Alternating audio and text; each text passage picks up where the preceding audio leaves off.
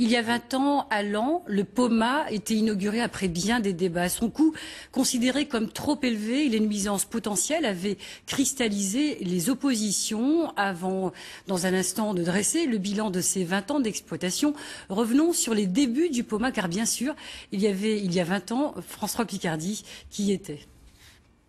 Ça y est, depuis aujourd'hui, il fonctionne. POMA, le premier métro câblé français, est opérationnel. Il aura fallu attendre tout de même 10 ans de mise au point pour qu'enfin les Lanois puissent l'utiliser. Grâce à POMA, l'Ain entre dans le 21e siècle. Pendant plus de 15 jours, les usagers découvriront un nouveau mode de transport qui leur facilitera la vie grâce à ces 3 cabines, ces 3 stations et ces 3 minutes 40 de parcours. À la fréquence d'un véhicule toutes les 2 minutes 30 et une vitesse de 34 km/h, le mini-métro permet de rapprocher considérablement la ville haute à la ville basse. Ouvert de 7h à 20h et 6 jours sur 7, le POMA recueille des avis partagés. Le mini-métro ne fait pas que des heureux. Actuellement, toute la partie basse de la ville, c'est-à-dire la partie haute du POMA, c'est une nuisance par le bruit qui est insupportable dans les maisons. Et nous voyons déjà dans notre quartier des personnes qui quittent et d'autres personnes qui veulent vendre et qui ne trouvent plus à vendre. C'est une chance pour Laon parce qu'au point de vue touristique, ça va nous donner un atout tout à fait remarquable de façon à permettre à tous les touristes, aussi bien de France que de l'étranger, de venir découvrir notre ville. Aujourd'hui, c'était un peu la cohue et on ne savait pas très bien sur quel bouton il fallait appuyer pour ouvrir les portes.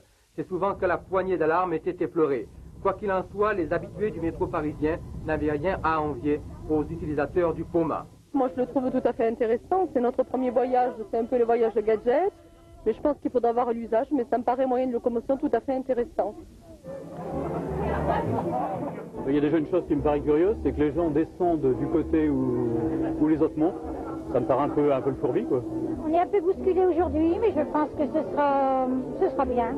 Le député maire de Laon, M. René Dosière, a estimé que le POMA était une belle vitrine pour l'extérieur et qu'il permettrait de redynamiser la ville.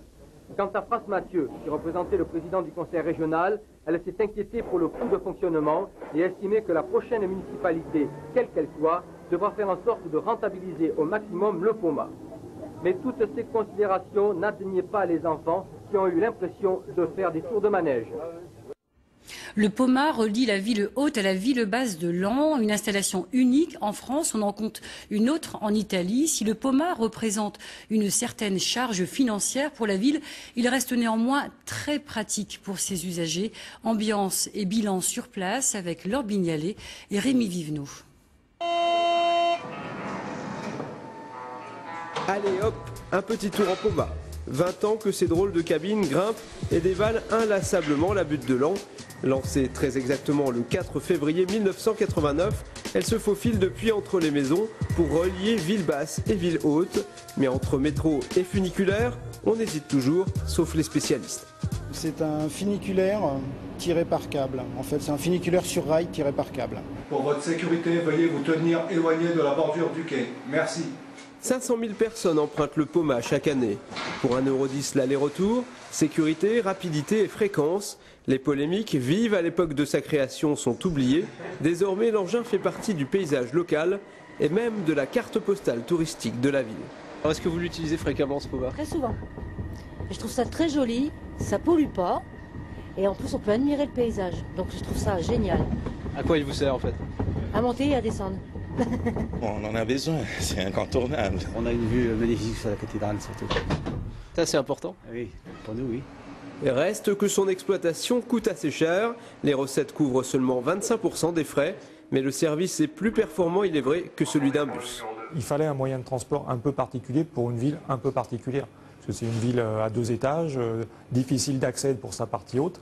Et donc il était indispensable d'avoir un système de transport qui soit adapté totalement à cette ville. Apparemment convaincu de son intérêt, les décideurs ont fait rénover le POMA de fond en comble l'année dernière. Le voilà donc reparti pour 10 ans au moins.